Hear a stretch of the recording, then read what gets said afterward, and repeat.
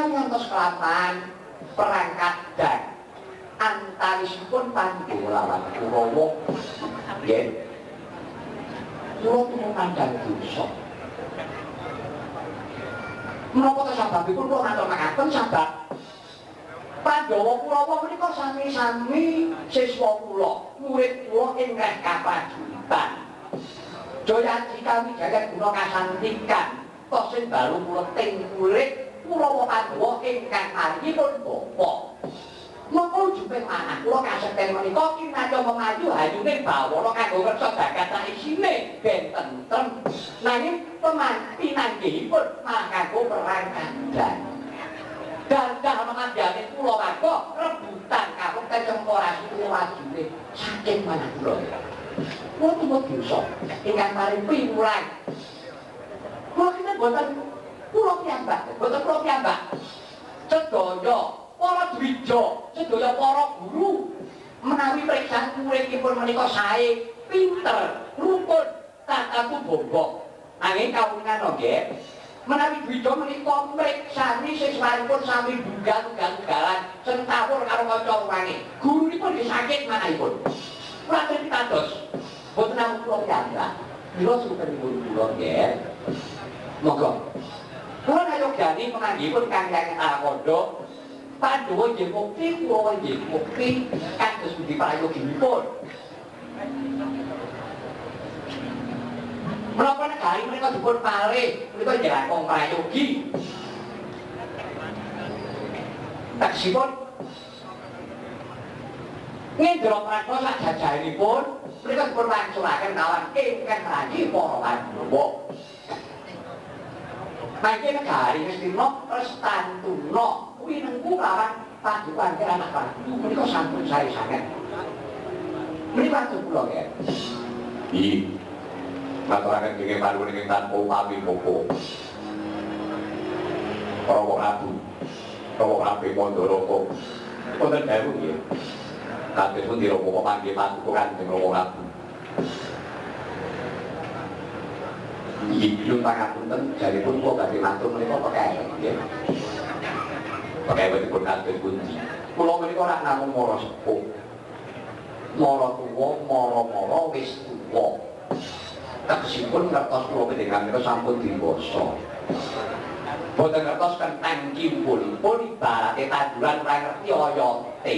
Ngertine mung bareng wis kok ngrembuyung. Namung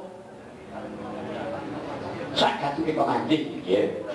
Pun bapa badhe matur nggih kados pundi. Ngaten nggih. Para tuanggona nggihipun paring dawuh menika sampun cetha, sampun gamblang sae sanget kula nggih sanjuk kula matuk kula nayogyani. Kula setuju. Jalaran menapa menawi ngantos menika mangke kedadosan perang kadang. Perang gegempuran Pandhawa ya wani, Kurawa ya wani. Kula pitados perang rame nggih geger donya menika mangke Pandhawa Kurawa padha peperangan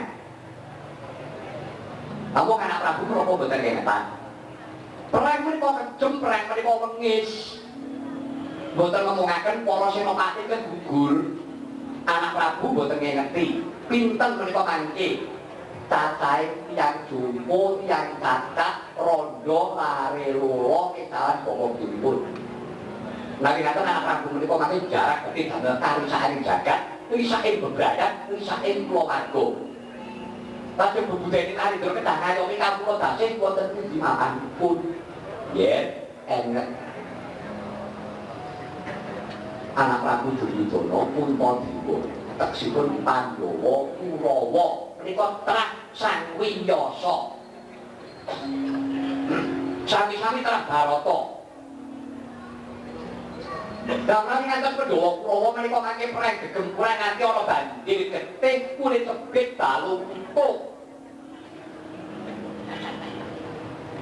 anggenipun reksa kawibawanipun terligur bidang menapa anggen paduka kuhuraken asmanipun Begawan Wiyasa bidang menapa Belawi saking menika nggih. Menawi pamanggih kula. Sampun. negari Ngendra Prasta sak jajaripun pun wangsulaken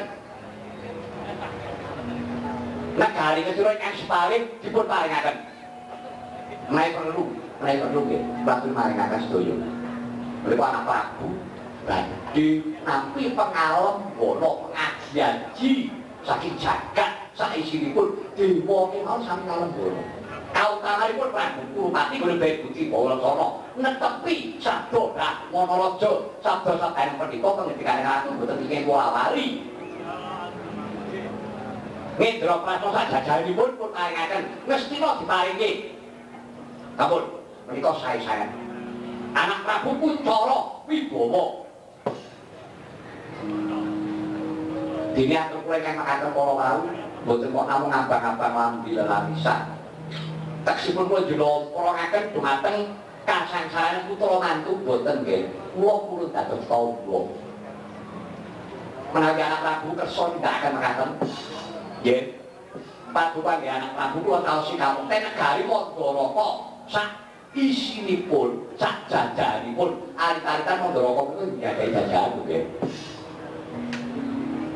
nggih negari Mandaraka saijipun nglakuraken paduka nggih anak Prabu idep-idep kula nyangoni anak kula Garuwati. Kula tiyang sepuh nggih. Kula boten saged nyangoni menapa-menapa kedhaton Mandaraka menika minangka lirunipun. Negari Kedira miwah Ngendra Prasta sak jajaripun kelakir nampi. Kula badhe lengser Prabon. Kula lengser Prabon kula badhe minggah anggan ukir kula badhe napak tilas inggih menika pertapan nganggo belah sumargi begawan Bagaspati nggih para sepuh kula badhe nebus dosa kula. Monggo menika panggih kula semanggaken paduka anak Prabu. Matur nuwun Kanjeng Rama Prabu kangge paduka paring dalu. Paman Sembuni. Paman Sembuni. Sembuni monggo kula dherekaken. Kanjeng Rama. Dan itu setelah kesudahan perperangan perang itu elek kok kirwaikan apa tidak aku melawan yang sinuun iya kan kesempun di sini paman panemuliro paman semuli beri menawi kula ganti kok tekak aos sedumuk batuk sinyari bumi ganti tak sedumuk batuk sinyari bumi toe mati nadyan tombong senyari bumi terus ngendikane sing ati pemban kala wau perkara pager kuwi bacuk-bacukan mongko niku mung pager lan tanduran mongko iki negara kabukten sing gawa kamulyaning sedulur kaliyan para kawula dasih negari Ngastina kok diwenehake gendhu enak temen mereka nyari bumi sedumuk batuk maka batuke wong ayu wani gegere nek edan kok lho mereka saestu gigiat perkawis katresnan perkawis yang ingkang sulitya wong ayu mereka kathah sanget tuladhan pun nggih kathah ngeten yang gigiat padudul perkara wong ayu kathah sanget lebet ingkang ngomong nempel kathah ing kala semanten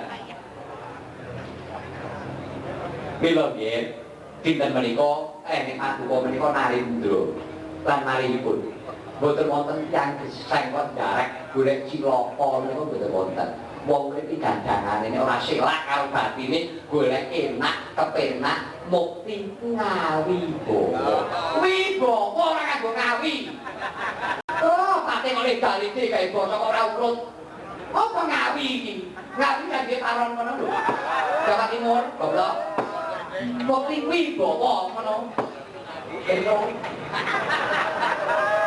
nah kursi aja aku wis suwe sedaya tiyang menika kados mukti wibawa enak kepenak sing tanpa rekoso lah anak Prabu menika sampun nanti kawibawan kamulyan kamukten sakadang sampun kelampahan awon-awon ingkang pangan kepatihan kok tumut ulun-ulun kebegitu sampeyan tumut andi muktekaken paduka nggih anak Prabu Lho kok negari badipun paringaken nyoh. Kaya timur-timur. Kayak nyoh. Dan sekitar sangat. Angka kula boten mekaten lho nggih. Tegesipun paduka nggih anak Prabu kula aturi netepi. Nggih menika Budi Bawa Laksana lempun kedah netepi sabda pangandika ingkang sampun kalebet lan malipun. Angger anak Prabu menika sampun ngaturi para narendra sayan. Sekedhap malih menika narendra sayan badhe rampung. Mongko ngaturi para raja Narpati pinten-pinten negari menika nelasaken ragat Prabiya boten sekedhi. Lah kok namung menika mangke dipun pancuraken dipun wurungaken menapa paduka nggih anak Prabu menika mangke boten badhe kutem asmanipun ngasuraken kawibawan paduka nggih anak Prabu. Iya, Bapak Sukuni. Sangat pangalimane ingsun. Kakang Prabu Kawungku. Lu wonten dalu ya. Kepareng Kakang Prabu paring dalu. Kados pundi pamanggihipun Kakang Prabu Kawungku. Dan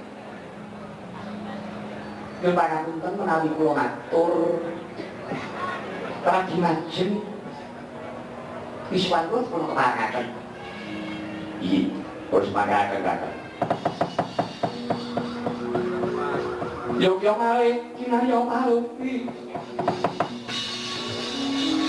Surya putra Narpati ngawangga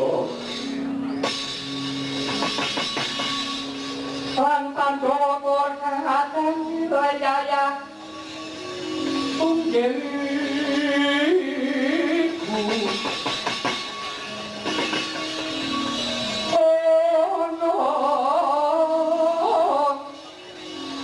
Tomring Sri Purupati ingat dina kinarya gulagul manggala-golonganing pang Bratayuda degen Senopati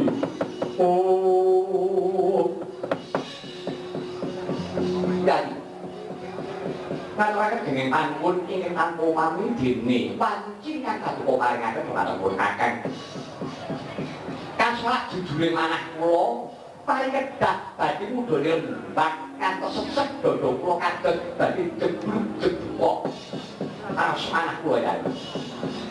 Wiwitan pangandikanipun para punapa sepuh ingkang ketela miturut petanganipun neraka kamangga ambebeter wanci ande dawa wekdal kali Prabu. Petang kula namung kalih. Pepanggihan menika namung wonten kalih golongan. Inggih menika golonganing Brahmana lan golonganing Satriya. Satriya menika Senopati. Golonganing Brahmana kawan Senopati menika menawi anggenipun makarya boten menawi tunggil nanging pun tatrapanipun ingkang benten dheripun ngaten jan. Menawi Brahmana menika nindakaken jibahan, nindakaken dharma, ngajengaken pangapunten welas asih kanthi kawitaksanan, gedheke panamura welas asih tresna ing sangsama. Menika terus nggih ngaten menika kakang Brahmana. Kane benten kadang pakomi Satriya. Jadi Satriya menika anggenipun nindakaken jibahan kanthi adhedhasar. Monggo sangatos kula narendra ngadina menika Prabu Duryudana. Dados kula seminta wonten kasila menika kula boten seminta kaya sinten-sinten, kula seminta kaya Prabu Duryudana. Gesang kula wonten negari ngadina menika nampi kapulyan nampi kapulyan saking kepareng paduka dari Prabu.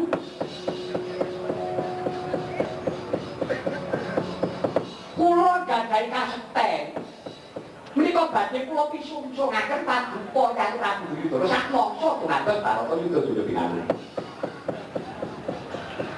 Lah menawi Baratayuda menika mangke wurung boten kelamparan tapi gak menapa kali Prabu menika dadi Senopati kula Mas bidang kula kangge kula badhe malih sih dumateng paduka Kyai Prabu. Mboten ya, mboten saged nampi pun Kakang. Menawi negari menika dipun paringaken nadyanto namung sekali, nadyanto seprapat. Negari menika dipun prail-prail inggih boten sae. Negari kita dipun kukuhi dan dari Prabu sampun paring gawe. Negara kira bakal amun kepingan tetesing getih ingkang pungkasan. Sinten ingkang paring gawe? Inggih kula. Kenging menapa dari Prabu Desa menika mangu-mangu?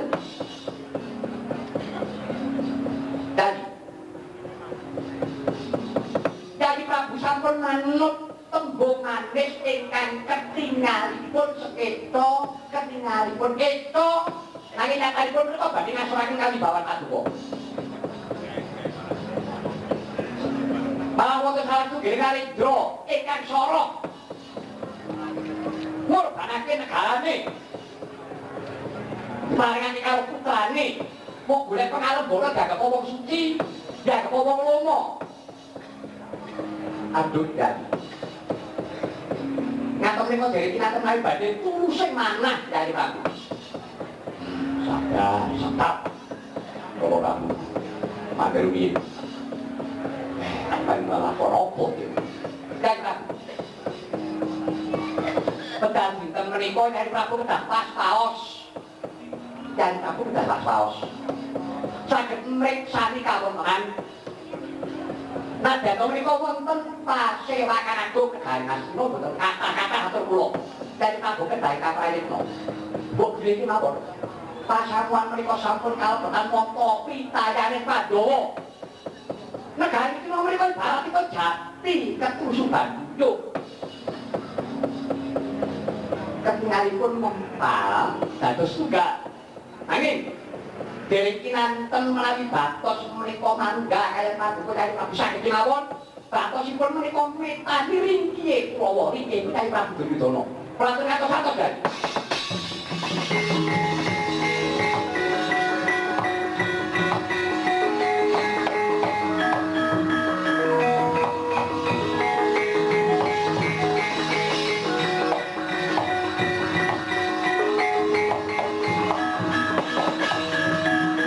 Supaya sirik pidojo pangalingo-lingo Netra kocak wondalan din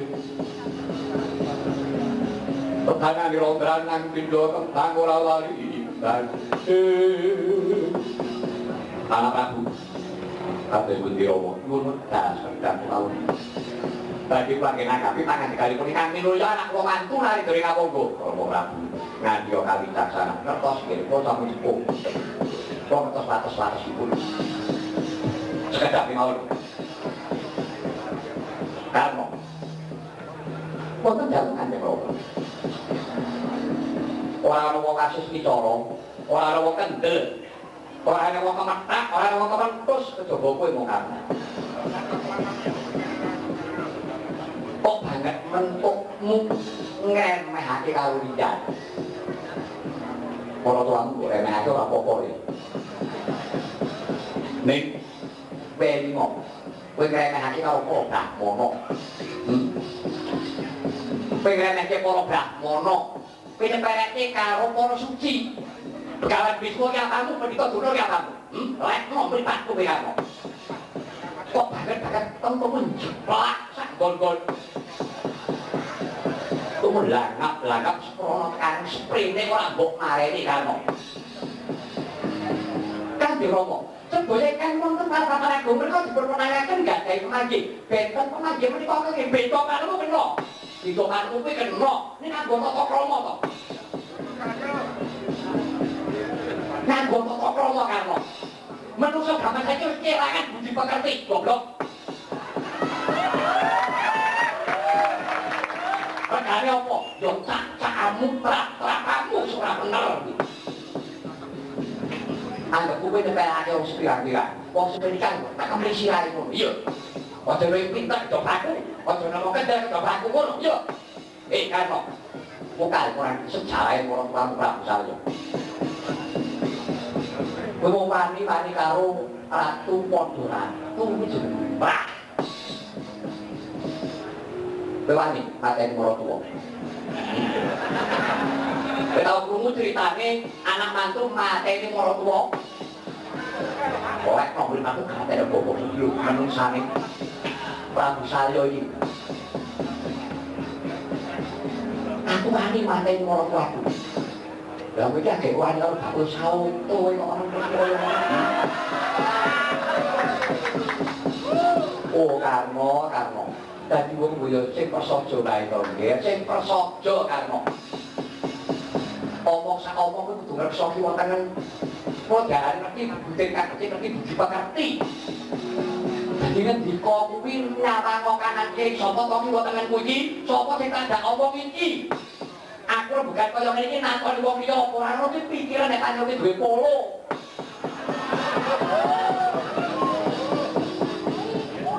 Salya ki alus iso kan saliso. Nggih. Aku jane wis tuwa kuwi isin kan. Omongnya tadi karo anak mantu. Tapi pancen kebenaran ya anak usul nanti. Anak wadon iki telung. Jempang Bayun. Anak Wirawati diwang kurangan Dewa Prabu Baladewa Ratu Gegrek sak Ratu Keprasak iki Baladewa. Ratu Galak iki Baladewa. Iki karo Salya karo Mbah dramaan. Dino Riyadi teko bawa apa-apa. Ngaturke sungkem. Sepinter lepat woro, kok nyuwun bunge pangaku nembah dengkul. Anakku Banwati diwengku karo Prabu Duryudana. Aku gum Dinatara. Apa dikaya apa ngerti marang para minang wong tuwa. Tanpa beda karo Prabu Baladewa. Gedhe bektine karo para tuwa. Sing kira mencet kok anakku sing piranti. Di waktu Ratu Cilik teko. Kementus. Nek komisi rae sapa-sapa. Wong karo kan. Itu jom jadi dadak karo anakku tangek terus dadi mantu. Jadi tak kadang-kadang wong sing piranti iki Prabu Duryudana kudune anakku kok telu. Coba nonton jarak kali itu aku. Oke, Cak. Kamu bedelke apamu? Upamane iki preng nek papakan bedelke apamu? Ndak kok. Ya. Jangan colongan. Jangan untuk mengakusi. Kowe diriwangar apa? Perkara toyo diwujudna durakus kae ya. Kowe ora dilak-lak karo bapakmu dadane ngono sudah apa-apa duwekmu. Ngono kok kowe mau karo sing prasaja le. Prabu Prabu. Tak akhir piye dari kampung? Akhir piye? Mangke menawa betul kula cekake tidak mondok-ondok. An Prabu, sabar piye? Prabu ngandyo kawicaksana. Lho, sapa wicaksana kok ge? Sapa wicaksana? Wong iki kok tiyang sepur ora dijalani wong jariku wong iki kok wegah. Ingane mangke tangkep kok wegah. Karo kula direki tak walik gawe lakoni. Ora susah Bratayuda Pandhawa tanding Upawa. Saiki Karna tanding Salya yo. Mara musuh karo anak mantu. Kaya ora lakonku biyen. Nek aku patenono. Aku patenono. Kowe pat nadaya diutondo biro lak sempat lama kamu.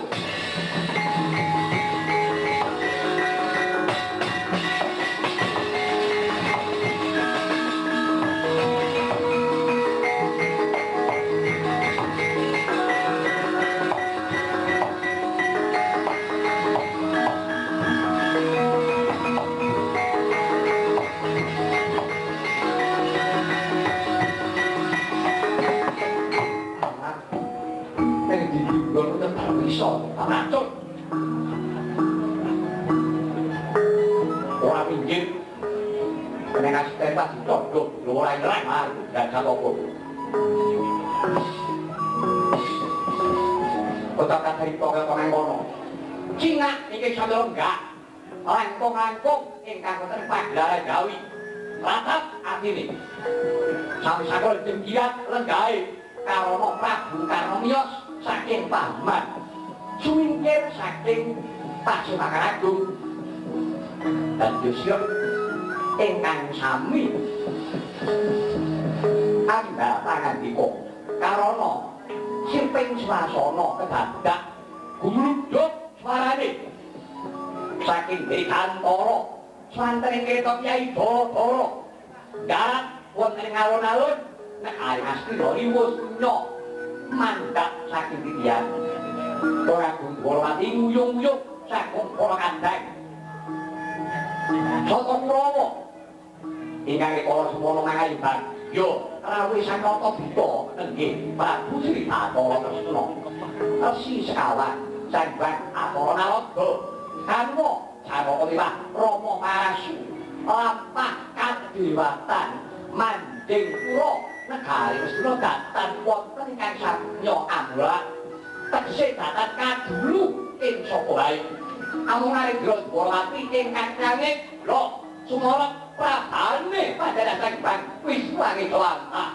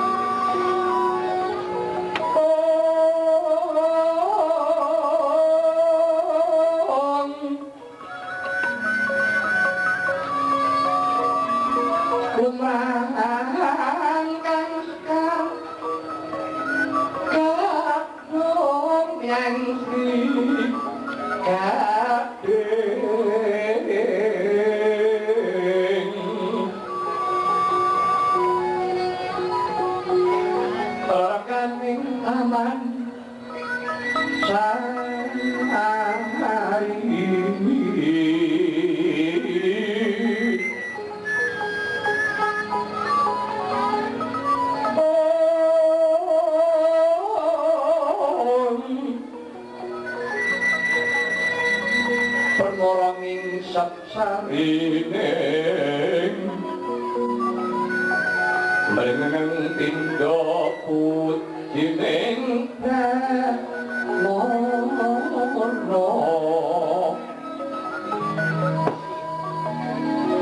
mangsakan dicaya daya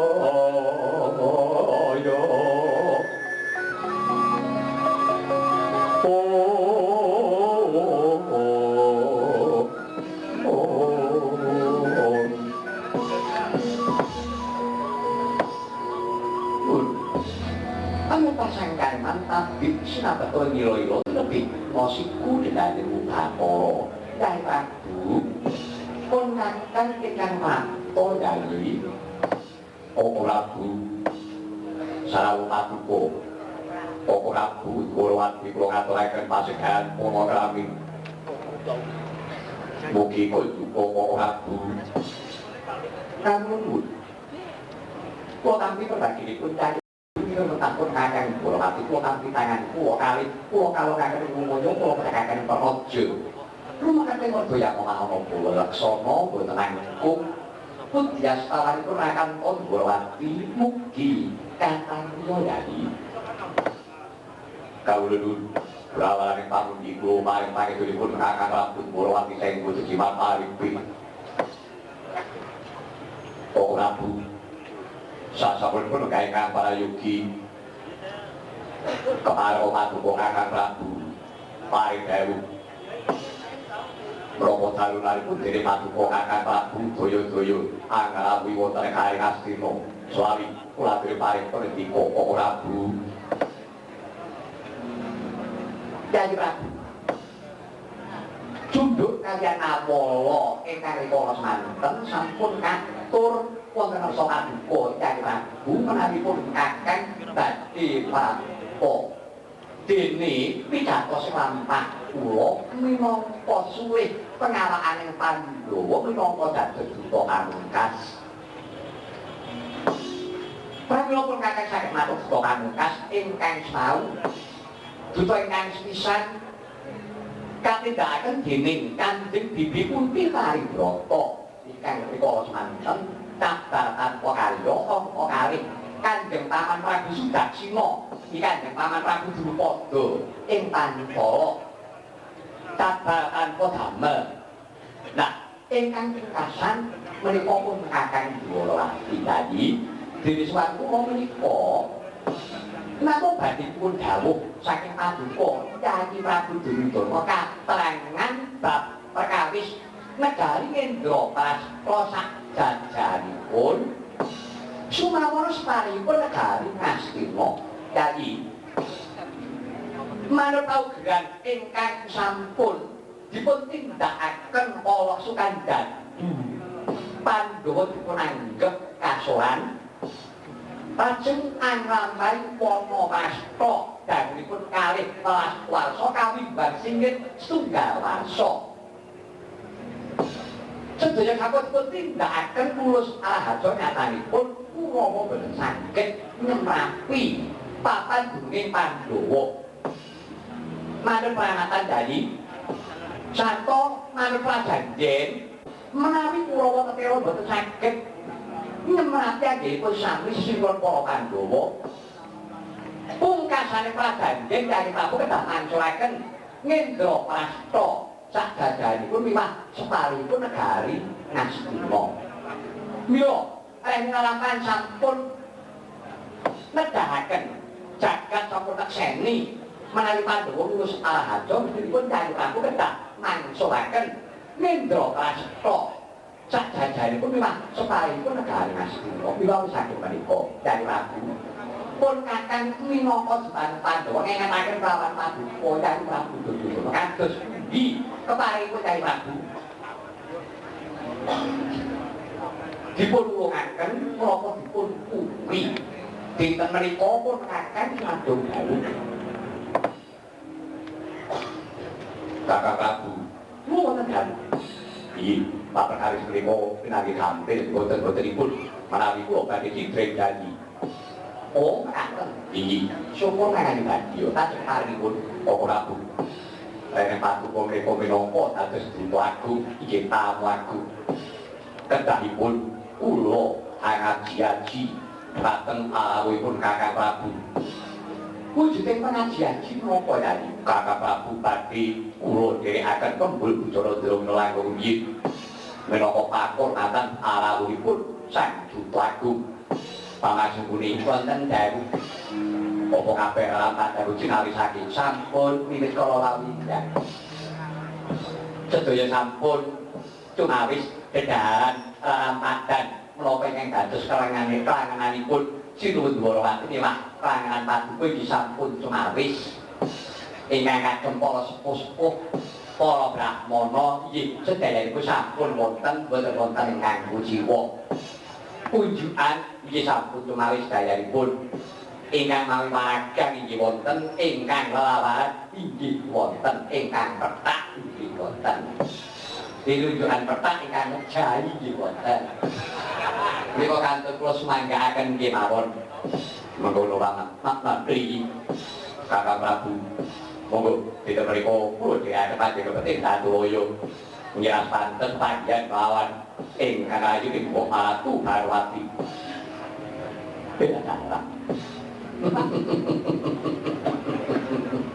Kakang Prabu kenging menapa bucin menapa wonten ingkang lucu boten perkawis lucu tapi boten dadi namun kula nuwun tegesipun Yayi Prabu inggih kagungan paugeran salah satu nggih duta ngayahi dharma menika gadahi paugeran deng kersa ngunjuk niwagat menawi deng paripurna ayahipun kula kinten menika dumados ing saking papan dadi menapa kinten mesti mriki boten ngaten menawi mriki benten nggih benten perkawis gamelan menika dawuh wiji ingkang penting menika wareg jalanan ingkang disambut damel menika menawi pagaran menika tumpuk mongko menawi sampun ketumpuk ngantuk terus padha wae diledeke kaya ngono kuwi jan ora wis meneng dan Prabu sadèrèngipun jagung tangan saka paduka Kang Prabu menawi paitan sampun kakang mulak menapa iki dados karsa paduka Kang Prabu ingkang dhuwur kala kawula jalan kula purun jalan nunjuk menawi sampun paripurna ayahipun ing neraka Dwarawati tegesipun pun kakang kedah nampi pangandika ingkang gumathok saking paduka Kang Prabu Duryudana nggih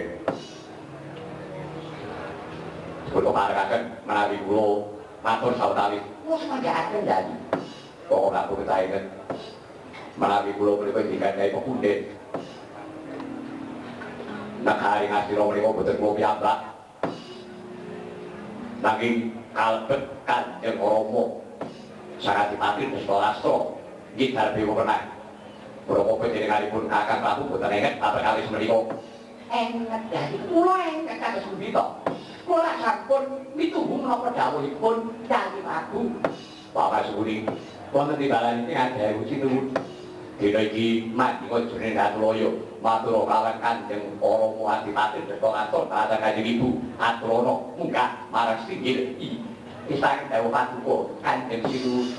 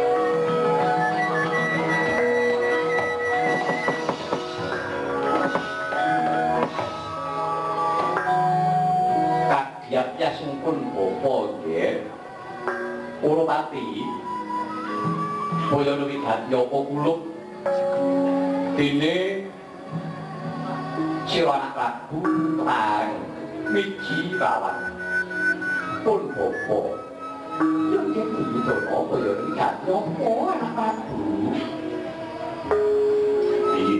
Kanjeng Rama piye anak Prabu kejatan wis kawuningan betah dinten mriku amarni parawipun sang Dutu Agung Dutu Pamungkas Kakang Prabu Sri Bathara Kresna. Sarta dinten mriku badhe nyuwun wangsulipun Kamukten Indraprasta. Sajajanipun miwah separipun Nagari Astina Rama Paduka Kanjeng Rama Prabu paring dawuh kanjeng kasebut paduka menika punden kula Rama.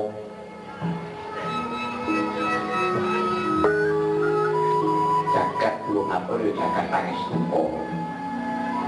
Urupati wonten dawuh Rama. Kang Rama iki tak tunane kok Caca Hina Taksih ora bisa numuti marang kahanan kang nolok merga utaning mripatune batinku ora rupa taksih pun bapa isih lumbi marang bener lumbi kecepetan Bidodana gajenge ora niki wae tanggonipun bapa paring dawuh wiwit bibimu Yayi Kunti Rikala semana minangka dadi duta kang sepisan kaping 7 Ratu Pantala Prabu Sudarsina. Kaping 3 Kang Raka Siwanata Ndarawati Prabu Sri Bathara Kresna tembungipun bapa Ratu Dodhen. Padha pun bapa iki tedak turune Begawan Abiyasa. Dadi cekare ngono Pandhawa Kurawa ya telah samiyasa. Lho. Ayo bangun budaya. Ayo bangun budaya sing awoh karukunan katentreman. Wong nyekel panguwasa bisa ngayomi negara lan bangsa iki bisa langsung nyekel kulawarga dhisik, nata keluargane piye? Yen nata keluargane kuwi ayem tentrem.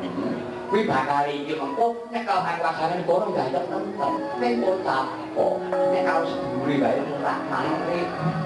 Iki terus sing nggo paugeran ngono. Kok iki lho Urupati. Aku kok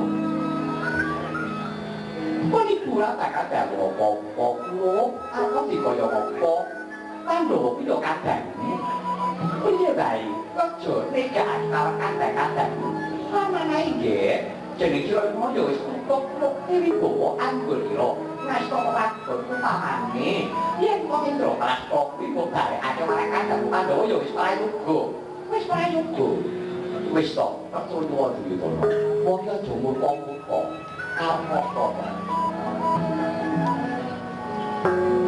Indraprasta sajajane balik nang atimu Pandhawa.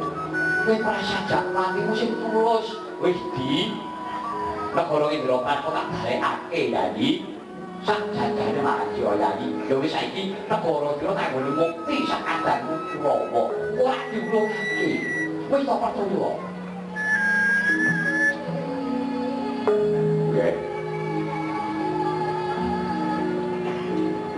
Piye Duryudana atur nuwun. Sawegikalipun kanjeng kewontenasan kanjeng ibu. Dadi menika sampun paring dawuh.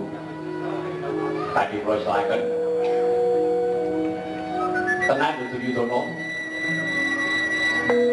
Ana tetembungan lati pakarti kudu nyawiji. Lati sing ucap pakarti kuwi batin nyawiji manunggal. Dadi ucape batine tindake kudu padha. Nek iya nek ora. Yen nganti iki mengko sira sipasaka kang capku dhewe. Kowe bakal nyidrani janji. Wis aja naren kawan wong aku wis mongso bodho Duryudana.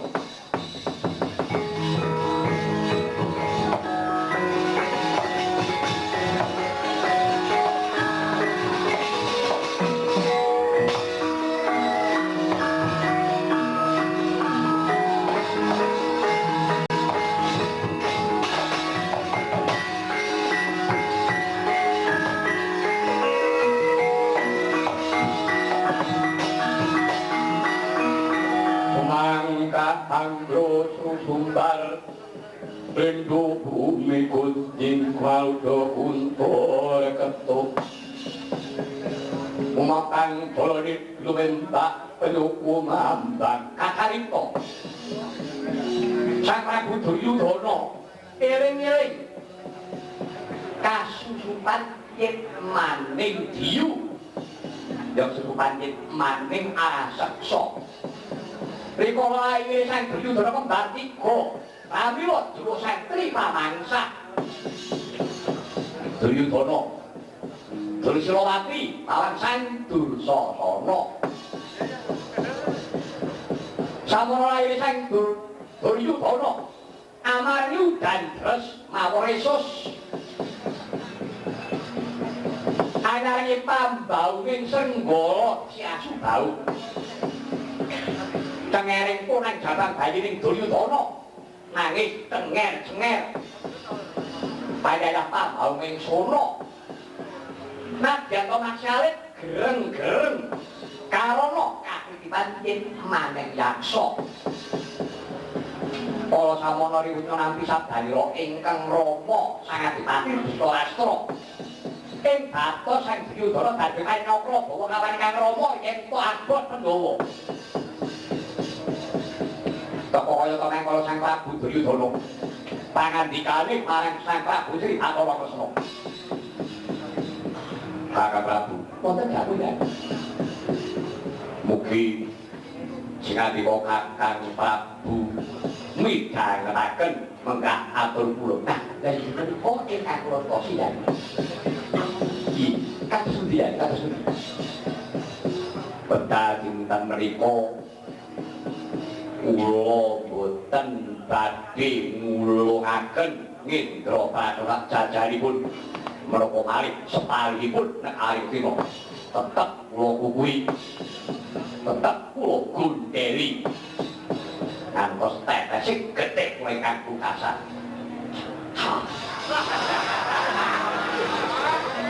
yes ora bu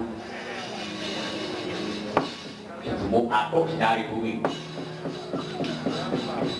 Padi protoi mati dan mumpung mereka diri kelak sendiri mumpung mereka diri kelak pun kakang diri nanggap ya tur Kulo tasih ngeman kawan padi boyai padi dan sowan kulo menika boten piyambak dari sowan kulo menika dipun jangkuk kaya sesawan iki sesawan sing Bathara Narada kanca Janaka lan Rama Masun kang punapa dados paseksen dadi mumpung diri kelajengipun penggalih yen dipun penggalih piye ndak sampun atus donya-donya dari pangune dikok kados mekaten kula niki ratu kula niki ratu sabda Bathara Raja sabda sabdae patito pangikane ratu ora kula wali sepisan tadi Pandhawa kelakon ngukup Indraprastha sakjajane lan separone Sekara yen to Kurawa wis tumpes apis dri-dri pedhot gulune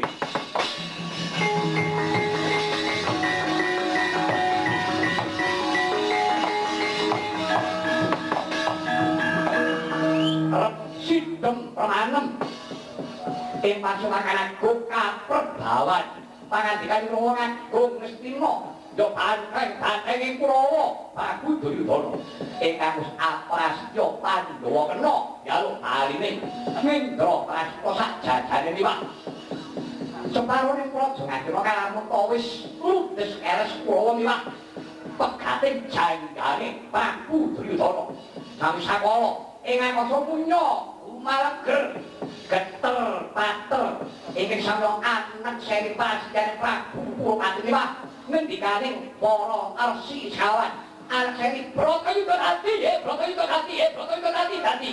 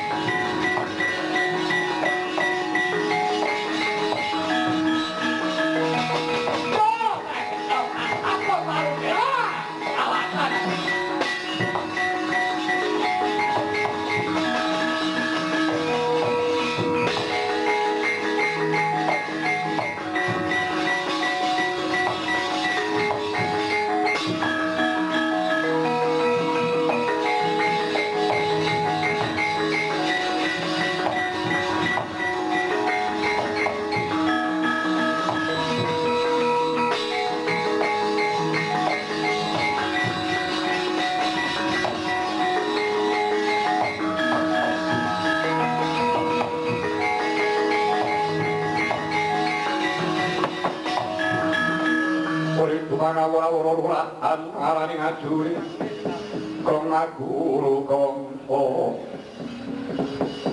tetek kaya butu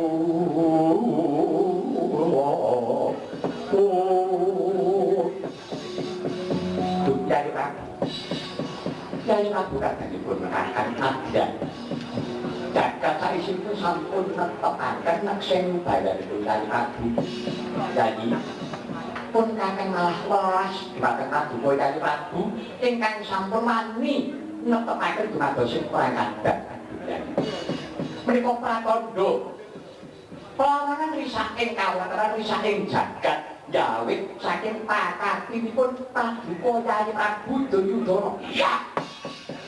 Ora kaget. Awis megah, wong Pak. Wong sesorak. Wong nawaki kabar. Monggo ana iki duwe salah.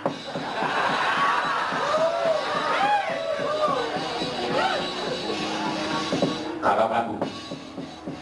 Saniki sampeyan kula sukani wektu. Sampeyan tali nopo mboten? Sampeyan tali mangkondo kali para Pandhawa. Adine sampeyan mung kali kondo karo Pandhawa. Yen Dèwi Prabu Duryudana wani ngate bodo. Nyok bodo di bodo. Sampeyan sing dikokon ora susah dadak ngripe kali kula. Ora susah dadak ngarek-arek kali kula. Pun kula tetep sangat boten budek. Sampeyan pun krungu. Berkat dinten menika boten kok jeneng kula duduk sampeyan nang kali adine mung kali kondo karo punta diwa sak sedulur. Kira niki ten toto-toto. Ben ngetok wakane kamane kok lumpuke. Ayo kakek berkudoro. Kondo cak kula nika. Itu kali pusaka kula. Kodhok Kyai Sukoparo. Kula pun toto-toto besok kapan? Pakile Duryudana besok kapan? Pakile berkudoro. Ya sampai betul kantari. Apa datak ngenteni tukel kulumu.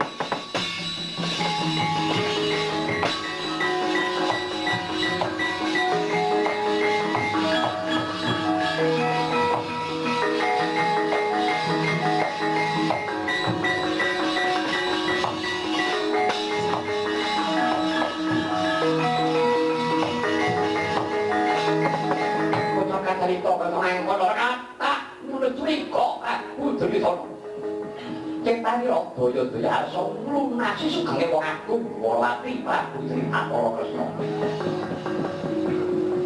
Sang Prabu Sri Bathara Kresna datan obah datan musik mah esmu mesem jroning pegawai. Mulat sagae Prabu Duryudana kang makantar-kantar bukane kedher asane kobyos riwene abang teplani. Nanging Prabu Sri Bathara Kresna datan nyewani pambudi. Bawan wis tuwi jwantah. Sami sakala. Cetani Prabu Sri Bathara Kresna sandha gawur pandune Prabu Duryudana. Sanalika jelek kiwane Prabu Kresna ana Werkudara Sewu. Mandi godhog jelek kiwan Prabu Kresna. Ana Janaka Sewu menteng langkat ingkang sami-sami ngagaraken kemarin. Ngagaraken kota marang Duryudana kemah sumepet panone Prabu Pati Grekeli. Dene ora ngasta pusaka kemah kalakan koko kan elit Purwodasira.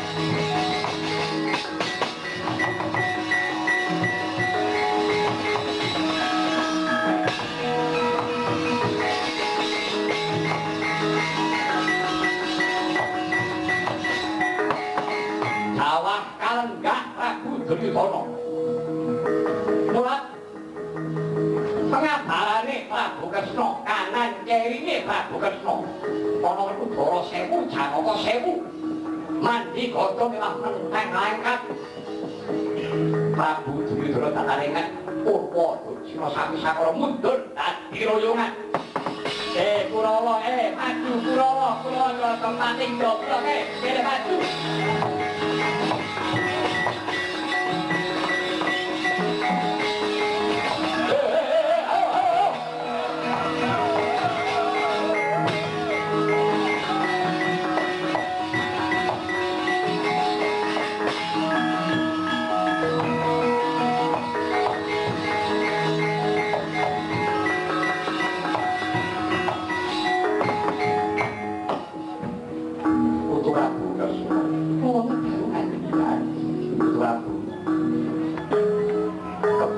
hati-hati orang lihat orang yang kata rondo nangayu baik yuk malah kasiro untuk Prabu Sri Bathara Kresna tapi orang bilang aku bakal memakai cipta wisi anak kata rondo spasol di okuran kayu dunia mokso buduh kira-kira semua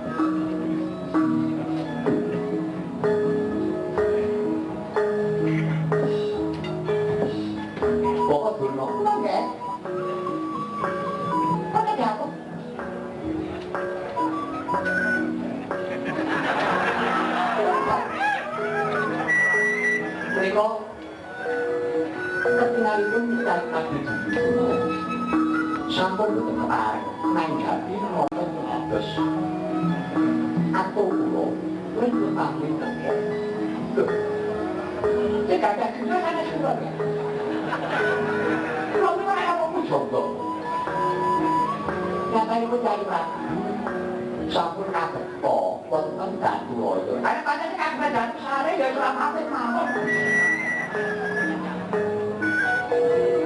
mana kula teman-teman ya Prabu ngatos-atos nggih ngatos-atos anak Prabu sampun ngertos umrebat solae tiyang ingkang boten baes boten saja menika kala wau anak Prabu ngertos nggih iki kebak iso kebak atut kebak pas ngatos-atos nggih inggih Bapak wis tapi lho kan dikalipun Bapak kalau pun tapi beri kita itu berarti pada jatuh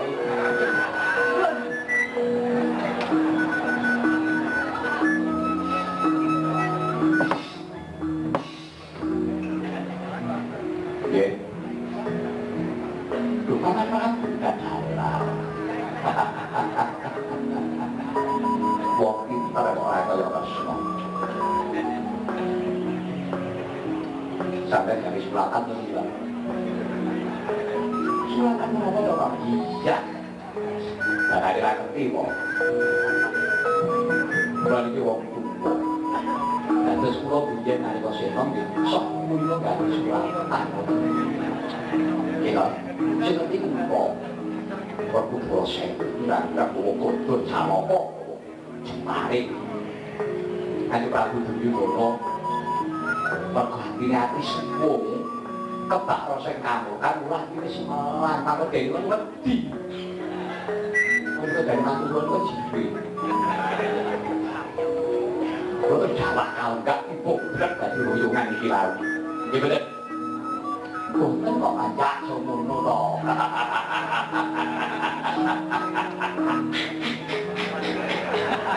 kenapa kamu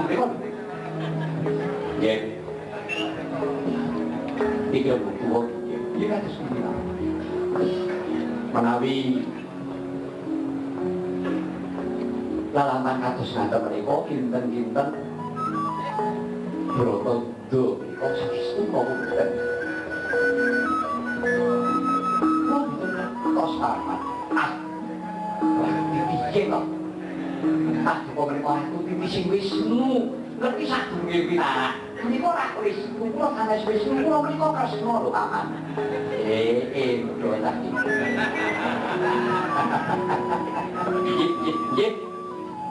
Dados aturan aku boten priksa, boten tos. Nggih. Boten ngerti boten dadi napa ning bab Bratayuda anak priksa to nggih. Ngertos ta? Nggih. Bratayuda niku jane perang napa to nggih? Bratayuda menika perang suci. Perang suci. Nggih.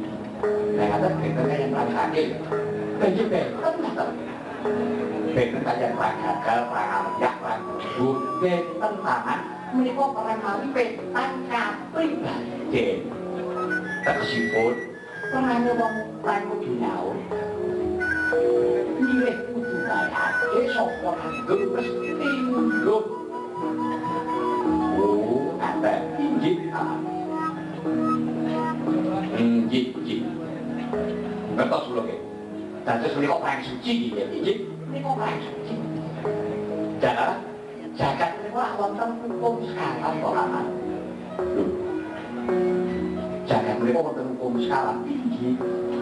Panginipun hukum alam, hukum adat, hukum negara, hukum karma. Menawi kang ajeng tiga kala wau, hukum alam, hukum adat, hukum negara menika saged dipun wangsuli, saged dipun wakili, saged dipun sarani menawi hukum karma menika boten saged. Tuladanipun, menapa ingkang paduka kesaken hukum alam menika panasing srengenge menika panas napa mboten? Blanje panas. Ning panasing srengenge ning dipun alun-alun. Paduka pamangan gendung kami payung suku ngagem lambaran menika sampun boten raos panas. Nggih mboten? Inggih. Lagi menika ingkang saged dipun sanani hukum adat. Menika bisa mawacara negara mawa tata pamanipun. Salah satu dari dusun yang perkenalkan wacara adat moko kedah mari timpung lebu. Tumpuk lebu kuwi gane larang. Menika saged dipun makili. Akhiripun makili dipun madosaken tumpuk kembang ketek posisi di papan dipun kembakaken suku menika sampun lebu. Oh, betul kan duit tidak urusi gitu loh. Ya, mesti dulu kan ngok. Jik. Lajeng hukum negara saged. Anggenipun mangsuli saking pintering mitara. Upaminipun kula kenging dapat. Meskipun kula kedah nampi pidana nanging menawi dipun kula pinter anggen kula mangsuli. Menika saged ugi boten saged dipun pidana. Menapa malih menawi gadah apa. Kok kata dia jalanan hukum dari jejak tangan. Hukum itu dari jejak. Kok kata bukti ini pun hukum itu nama kandang jangan ditarik. Ini nanti untuk satu jinak ini hukum. Lagi menopo ide karoro gajah itu nato kata menikah polo tahu. Berasa regat yang bernomor ini tanpa nomor minta.